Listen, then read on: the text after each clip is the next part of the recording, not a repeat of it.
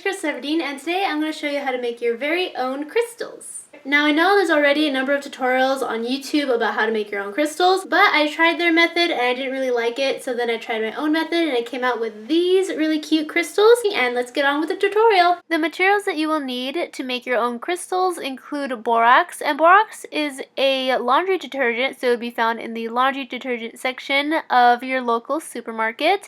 And it's not very expensive. I think this whole box is about $4.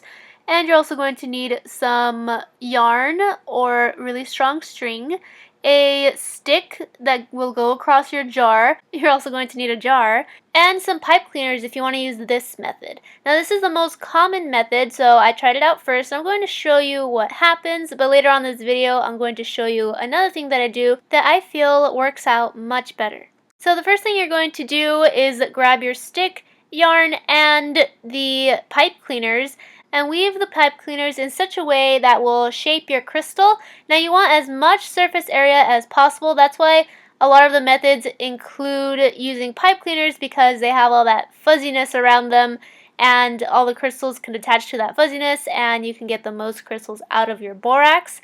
So I decided to weave my pipe cleaners in this manner because I thought that every crystal will just mesh together and it will create this giant rock, but you'll see how it turns out later. You can, of course, design this however you want it. Then you're going to boil some water and pour it into your jar. Now my jar is huge, so I actually had to boil 2 pots of water. And then you have to also make sure that you're careful when you pour it, because again, it's hot water and you don't want to burn yourself. So you may need the assistance of an adult. I had my dad with me just in case, because I didn't want to get burned or burn the house down. So definitely ask for some help, especially when you're working with stovetops and, boiling water. It's always good to play it safe. Okay, so after you've poured the boiling water into your jar, you're going to grab your borax and start mixing in a little bit at a time.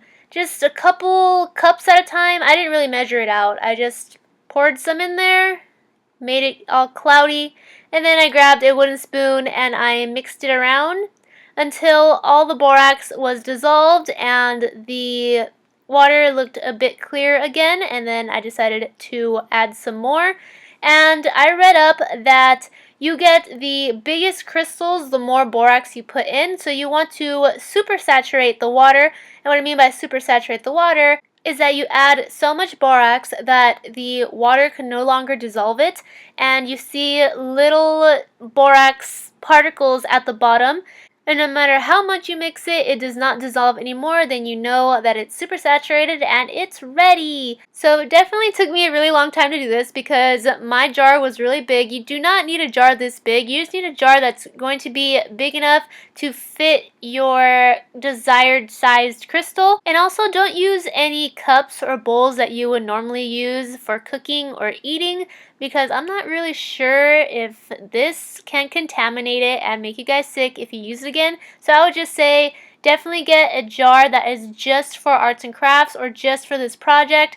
I got my jar from the thrift shop for only $3 and I used it only for this project. And the same goes with the wooden spoon. So after forever has passed and you keep mixing and adding borax until your solution is very cloudy and no longer dissolves any more borax, you are finally done. And after that, all you need to do is add in your pipe cleaners. You can see my dad here putting the pipe cleaner inside of the solution, making sure that the pipe cleaners do not touch the bottom, nor do they touch any of the sides of the jar, because if it does, then the sides or the bottom of the jar is going to crystallize and then your crystal is going to be stuck. And after a couple hours, you should see crystallization occurring. But do not move anything, do not disturb the process, just leave it alone for 12 hours. And I know that you might see that this is on a frying pan, but it is not on, the stove is not on. Do not keep the water warm. The crystallization process happens when boiling water starts to cool down and it has the borax in it. And after 12 hours, this happens. Oh, so sparkly and pretty. Now, if you're happy with the size of the crystals after the first time, then you don't have to do this. But if you want the crystals to be even bigger, all you have to do is pour out the water in the jar into a pot and reboil it. Then pour it back into the pot, and after that, the crystals that are stuck on the side will start to dissolve because of the hot water, and then you just mix it again until it's all dissolved, and then add a little bit more borax until it's super saturated again, and then grab your pipe cleaners that you just turned into a crystal, put it back into the solution, and do the process all over again. The crystals that are already on the pipe cleaners will add surface area to the second process, and then just make the crystals even bigger. Now, this is the process that I've seen most people use, but the issue with that for me is that I feel it looks like poop. I do not like the way that this looks. I mean, sometimes if you put it in the right angle, it may look like a crystal flower, but for me, I feel like it looks like the poop emoji, and I don't like it. I have no desire to keep this and use it as decoration in my house. So I had the brilliant idea to use something other than pipe cleaner so it doesn't come out looking like a swirly thing that I do not like. I went outside and I grabbed a rock, just a regular rock, but I made sure that it wasn't smooth and actually had like a bunch of little grooves in it, because again, in order for this to work, you want to have a lot of surface area, a lot of things that the crystals could attach to, and if you put a smooth rock, none of the crystals are going to attach to anything. It's just going to fall off because the rock is smooth. So if you're going to use a rock like I did, make sure that it has lots of little grooves in it. Otherwise, it probably won't work. Now with this, I just did the exact same thing. I tied it with a string onto the stick, and then I put the borax and all that stuff. However, after 12 hours of soaking it in the solution, it only had big crystals on the top because that's where all the grooves were, and on the bottom it hardly had any, but it still had some, which was good because it created more surface area. So when I put it in a second time, this beautiful crystal emerged, and I'm happy with the size. You could again put it back in the solution to make the crystals even bigger because that's even more surface area, but I'm happy with this size. Plus, I think if I make it any bigger, it won't fit in my jar. So that's how you can make your very own fake crystals right at home for less than $10. It just takes a while. It just takes like a couple days depending on how big you want your crystals to be, and because I want my crystals to be pretty big, I had to put them in multiple times, and I left them out overnight a couple times. So at least 2 days, 2 to 3 days for really big crystals.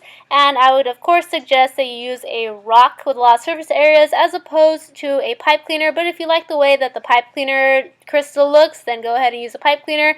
I'm sure you could also use maybe even sticks or other items, whatever you want to crystallize. You just get some borax, boil some water, pour the boiling water into a jar, add the borax, stir it until it's highly saturated, place the pipe cleaner or the stick or the rock into the solution, making sure that it does not touch the bottom or any of the sides, and then 12 hours later, take it back out and you have a crystal. And that's it. That's how you make your very own homemade crystals for under $10. I hope you enjoyed the video. If you did, please give it a thumbs up and also click that red subscribe button if you have not already, so I can see you next time. Bye!